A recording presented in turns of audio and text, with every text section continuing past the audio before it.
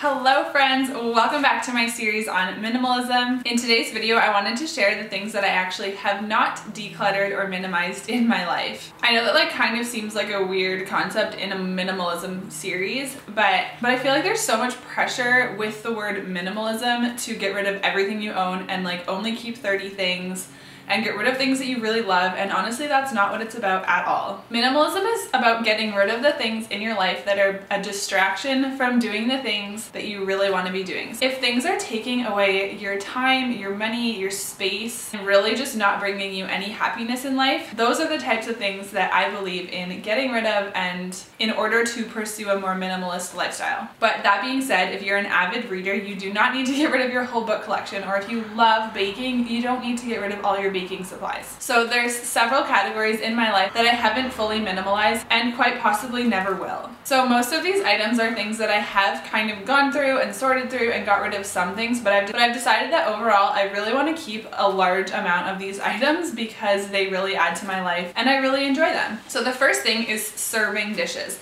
So this is everything from extra serving platters to extra wine glasses when I have larger groups of people, an extra collection of nice white dishes. So these things definitely are not necessities and I could get rid of them and I'd probably be fine. But I love hosting people at my home. I love hosting parties and I love decorating for parties. It's really important to me to have serving dishes that look nice and that I can pull out for different events. However, I am very picky about the types of serving dishes that I buy, and if I have ones that I don't really like, I don't keep them just for the sake of it. But overall, I feel like I have a lot more extra dishes and extra serving type things in my house than a typical minimalist. The next one is extra spices. So I feel like whenever I watch a video about things to get rid of or something along those lines, people always mention extra spices, and the argument is always, you probably have 20 spices in your cupboard and you only use 2 to 3 of them all the time, so just get rid of the other ones. And I disagree because I love cooking, I love trying new things, I love having things on hand and not having to go out and buy cinnamon because I want to make something with cinnamon. So obviously if you have old spices in your cupboard that you haven't used and they're all dried out and hard and not yummy anymore, I wouldn't keep those, but I do probably have 15 to 20 different types of spices and I like having those and I use them all the time and I plan on keeping them. I honestly think even if I ever lived in a tiny home or a smaller space, I would find a way to have a good collection of spices because I love spices, I love cooking with spices, and I don't think that I could live without them. The next item is baking ingredients, and this one is super similar. I just like to have baking ingredients on hand. I don't really plan when I'm gonna bake, or even cooking ingredients that are kind of more rare, or different types of flour or different types of sugars and stuff. I like to just have those so I can experiment with them. I love experimenting with cooking. I love trying new things, and I often do a lot of my experimental baking at night, and I don't want to have to go run out at 9 p.m. to go get different ingredients, so I love to have those on hand. And I just try to be mindful about what I buy. I don't want to be creating waste, so I'm careful to not buy more than I'm going to be able to use, and I always like to double check before I buy something so that I don't end up with duplicates. But I definitely have quite a lot of baking and cooking ingredients. I love to have a fully stocked pantry with different types of nuts and seeds, because that way I have those on hand if I want to use them. The next thing is craft supplies, and this is kind of 50-50 because I have gotten rid of a lot of craft supplies, but I feel like I still have quite a few. I love to do a good DIY project, and I especially love it when I don't have to buy any supplies for it. So I do still have some rope and string and hot glue and a couple different types of paint and paint brushes and stuff on hand in case I want to use them. So when I went through my craft supplies, okay, the next item is cookbooks.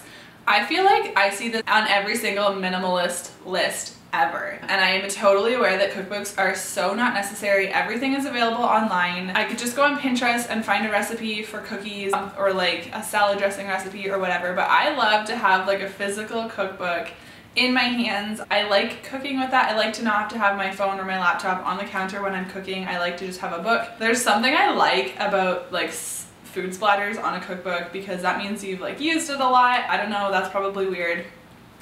I also really love the look of cookbooks on a shelf in your kitchen. I think that looks so beautiful. So I plan on keeping my cookbooks for now. Who knows, maybe one day I will be sick of them and I won't want them anymore, but for now there's something that just bring me a lot of joy. The next item is essential oils, and this is probably where I'm the least minimalist because I have a ton of essential oils. And that's partly because that's a huge part of my job. I do sell essential oils and I like to have different ones on hand in case I want to make a roller bottle for someone for different ailments, but I also just like to have all the different ones on hand for myself in case I want to diffuse a different blend or make something. So I definitely have a lot of essential oils, but I kind of justify it because they're so tiny that they don't take up a lot of space. And then the very last thing is plants. I am not a minimalist when it comes to plants. I have a ton of plants. I think I'm probably close to like 50 now. I haven't counted in a while and I probably won't. But I have a lot of plants and I love plants. It's definitely like a hobby for me, and I love finding new plants. I love learning about new plants. I love taking care of them. I love what my house looks like full of plants. It just brings so much life to my house, and I will probably not stop buying plants anytime soon, even though my husband would probably like me to. I have a lot of plants, and honestly plants are like the main decor in my house. I don't really have a lot of other decor other than like a few things hanging on the wall.